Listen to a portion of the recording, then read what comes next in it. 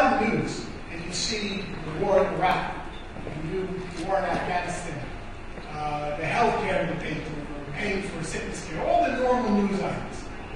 But if you could read inside the mind of an average American getting up today and eating breakfast with his family, what is he or she worried about? Overwhelmingly, they're worried about their health. 65% of the population in America is now overweight, and 30% is medically obese. And that's a definition given by our government of 20% or more overweight over a very high average, and calculated also by body mass index. And when someone's overweight and more importantly obese, it comes with a host of medical problems. In analyzing our healthcare issues in the United States, we estimate that 95% of the money we spend in America, $2.5 trillion, is spent to treat diseases that could be prevented, all of which are resulting from being obese, and more important than just obese, but malnutrition.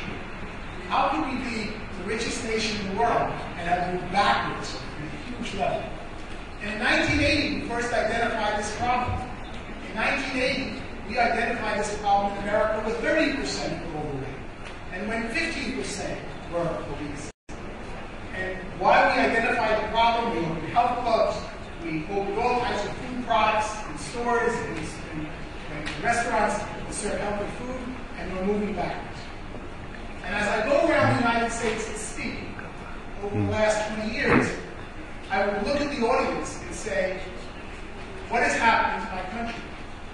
And yet, as I've been successful and my family lives in a nice neighborhood, I would notice that among certain people in the United States, we're going the other direction. 180 million Americans are getting unhealthier every day based on the diets. And another 30 to 40 million Americans are getting healthier, think of this, as they age. The older they get each year, they're more fit. So something clearly is happening, and I call it a bifurcation of America based on their health. In the United States, and most places in the West, we have made great strides in overcoming discrimination against races, or against the country in which your father was born.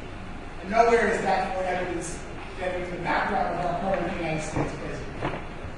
And yet, we've replaced discrimination to a large extent based on race or country of origin with a discrimination based on weight and health.